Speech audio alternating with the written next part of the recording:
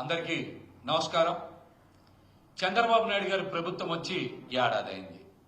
సాధారణంగా ఒక ఏడాది పరిపాలన చేసిన తర్వాత వారి పాలన గురించి, వారి పాలనలో జరిగినటువంటి మంచి గురించి, లేక అది చేశాను ఇది చేశానని చెప్పుకోవడం గురించి ఇదొక మంచి సందర్భం అవుతుంది. కానీ చంద్రబాబు నాయుడు గారి ఏడాది పాలనలో చెప్పుకోవడానికి ఏమీ కూడా ఒక్కటంటే ఒక్క కార్యక్రమం కూడా లేదు. ఒక్కటంటే ఒక్క కార్యక్రమం కూడా లేదు.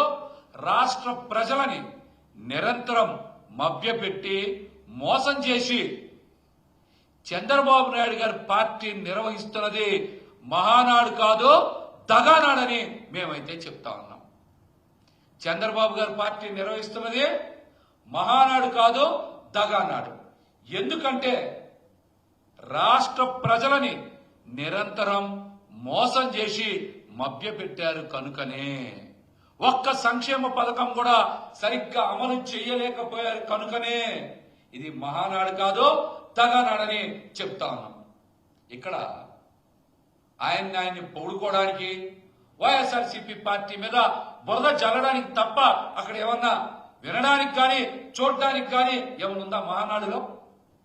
అక్కడ వచ్చిన వాళ్ళందరికీ జంతికలు పెడతాం, బిర్యానీ పెడతాం, కజ్జికాయలు పెడతాం అని చెప్పడానికి తప్పించి ప్రజలకు సంక్షేమ పథకాలు అమలు చేశాం, లేకపోతే అభివృద్ధి కార్యక్రమాలు చేశాం అని ఏమన్నా చెప్పుకోవడానికి ఏమన్నా ఉందా?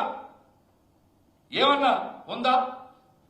ప్రజల్ని మోసం చేసి మభ్య పెట్టడం తప్ప వారు చెప్పుకోవడానికి మహానాడులో ఏముందని మేమైతే షూటిగా ప్రశ్నిస్తాము. గత ప్రభుత్వం ఇచ్చినటువంటి అన్ని పథకాల్ని అమలు చేయకుండా రద్దు చేస్తా ఉన్నారు. మీరు చూడండి, విద్యా వ్యవస్థని, వైద్యాన్ని, వ్యవసాయాన్ని, పారిశ్రామిక రంగాన్ని, ఇలా అన్ని రంగాల్ని నిర్వీర్యం చేసినటువంటి ఈ కూటమి పాలన, చంద్రబాబు నాయుడు గారి పాలన. మరో పక్కన చూస్తే రాష్ట్రంలో ఎటు చూసినా కూడా అవినీతే. మట్టి గాని, ఇసుక గాని, లిక్కర్ గాని పెద్ద ఎత్తున మాఫియా జరుగుతూ ఉంది. కేవలం రూపాయికే వేల కోట్ల రూపాయల భూముల్ని దారాదత్తం చేస్తా ఉన్నారు. అందుకోసమై వీళ్ళు ఇక్కడ సంబరాలు చేసుకుంటున్నారు మహానాడు పేరుతో. అందుక మహానాడు పేరుతో సంబరాలు చేసుకుంటున్నది విచ్చలవిడి అవినీతి ఎక్కడ పడితే అక్కడ. అందుకు చేసుకుంటా ఉన్నారా? సంబరాలు దేనికి చేసుకుంటారు? ఏదైనా సాధిస్తే, ఏదైనా రాష్ట్ర ప్రజలకు మంచి చేస్తే, ఈ రాష్ట్రాన్ని ఏదైనా అభివృద్ధిలోకి తీసుకొస్తే ఎవరన్నా సంబరాలు చేసుకుంటారు. కానీ జగన్మోహన్ రెడ్డి గారు ఇచ్చినటువంటి అద్భుతమైనటువంటి పథకాలు ప్రజల జీవితాల్ని మార్పు చేసి వాళ్ళ జీవన ప్రమాణాలకి ఉన్నతంలోకి తీసుకెళ్లేటువంటి పథకాలు రద్దు చేసినందుక, సూపర్ 6 పేరుతో ఒక్క హామీని కూడా అమలు చేయనందుక మీరు సంబరాలు చేసుకుంటున్నది? దేనికి చేసుకుంటున్నారు సంబరాలు మీరు మహానాడు పేరుతో? ఇంకో పక్కన చూస్తే మరి జగన్మోహన్ రెడ్డి గారి హయాంలో అత్యంత అద్భుతంగా అమలు చేసినటువంటి ఫీజు రీఎంబర్స్మెంట్ కానీ, వసతి దీవెన కానీ ఈరోజు ఇవ్వట్లా. అందుకని మహానాడు పేరుతో మీరు సంబరాలు చేసుకుంటా ఉన్నారా? డిగ్రీలు చదువుకున్నటువంటి విద్యార్థులు ఉద్యోగాలు లేక నిరుద్యోగంతో అల్లాడుతూ కూలీలుగా మారుతూ ఉంటే అందుకోసం మీరు మహానాడు పేరుతో సంబరాలు చేసుకుంటా ఉన్నారా? విద్యా వ్యవస్థలో మార్పు తీసుకొచ్చి ప్రభుత్వ బడుల్ని నాడు నేడు పేరుతో అత్యంత అద్భుతంగా అభివృద్ధి చేసి పేద సామాన్య వర్గాల ప్రజలకి అంతర్జాతీయ కరిక్యులంతో విద్య చెప్పించి ముందుకు తీసుకెళ్లినటువంటి నాడు నేడు కార్యక్రమాన్ని రద్దు చేసినందుక ఈ రోజున తెలుగుదేశం పార్టీ మహానాడు పేరుతో సంబరాలు నిర్వహించుకుంటుంది. సిబిఎస్ఈ తీసేసినందుక, ఇంగ్లీష్ మీడియాన్ని నిర్వీర్యం చేసినందుక, ప్రభుత్వ స్కూళ్లని బూత్ బంగ్లాలుగా మారుస్తున్నందుక, దేనికి చేసుకుంటా ఉన్నారు మీరు సంబరాలు? మహానాడు పేరుతో దేనికి చేసుకుంటా ఉన్నారు సంబరాలు? చెప్పాలి దీనికి సమాధానం.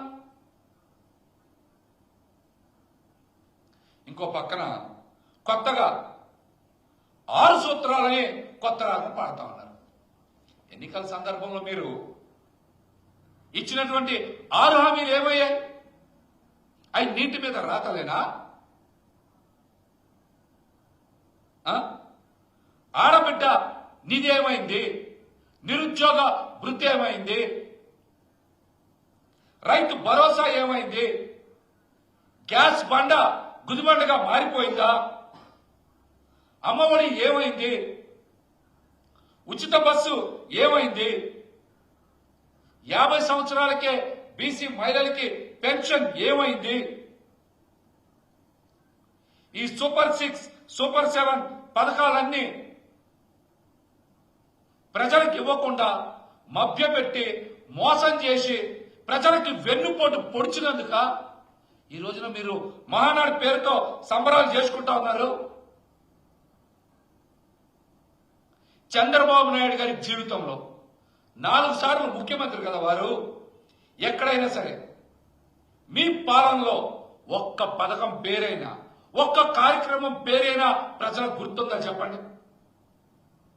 మీరేమైనా విప్లవాత్మకమైనటువంటి మార్పులు తెచ్చేటువంటి పథకమైన కార్యక్రమమైన ప్రజలకు గుర్తుండేది ఒక్కటన్నా చేశారా? చెప్పండి మీకు సమాధానం. లోకేష్ గారు 6 సూత్రాలు కాదు 6 శాసనాలని మాట్లాడుతూ ఉన్నారు.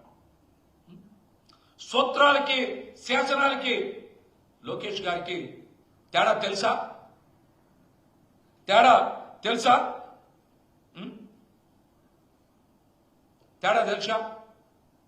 దేశంలో ప్రజాస్వామ్యం అమలవుతుంది, రాజ్యాంగబద్ధంగా పాలన సాగుతుందనేటువంటి విషయాన్ని పూర్తిగా మర్చిపోయి ఆయనే ఒక యువరాజులాగా ఫీల్ అవుతూ సుపీరియర్ గా భావించి ఇష్టానుసారం మాట్లాడుతున్నారు. ఆయన సూత్రాలకే శాసనాలకి తేడా తెలియకుండా మాట్లాడుతూ ఉన్నారు. ఆయనే యువరాజుగా భావించి సుపీరియర్ గా ఫీల్ అవుతున్నప్పుడు మాత్రమే ఇట్లాంటి మాటలు వస్తాయి. రాష్ట్రంలో రెడ్ బుక్ రాజ్యాంగం ఇష్టానుసారం అమలు చేయడం వల్ల ఆటవిక పాలన సాగుతా ఉంది. ఎక్కడ పడితే అక్కడ అరాచకం, విధ్వంసం, దాడులు, కక్షపూరితమైనటువంటి పాలన రెడ్ బుక్ అమలు చేస్తూ పైశాచిక ఆనందం పొందుతున్నందుక ఈరోజు మహానాడు సంబరాలు చేసుకుంటా ఉన్నారు మీరు. పల్లెల్లో పరిస్థితి ఎంత దారుణంగా ఉంది. పంటలు వేసుకొనివట్ల, చిన్న చిన్న వ్యాపారాలు చేసుకొనివట్ల, ఇళ్లలో వాళ్ళని కూడా బయటికి తీసుకొచ్చి మీరు అనేక దుశ్చర్యలకి పాల్పడుతూ పైశాచిక ఆనందం పొందుతున్నందుక మీరు ఈ రోజున మహానాడు చేసుకుంటా ఉన్నారు. అందుక చేసుకుంటా ఉన్నారు. తెలుగు భాష బాగా మాట్లాడాలని లేదా తెలుసుకోవాలని కూడా మేము నారా లోకేష్ గారికి తెలియజేస్తా ఉన్నాం. తెలుగుకు గనక మీరు తెగులు పట్టిస్తే తెలుగుదేశం పార్టీని తెగులు దేశం పార్టీగా పిలవాల్సి వస్తుందని కూడా ఈ సందర్భంగా తెలియజేస్తా ఉన్నాం. అట్లాగే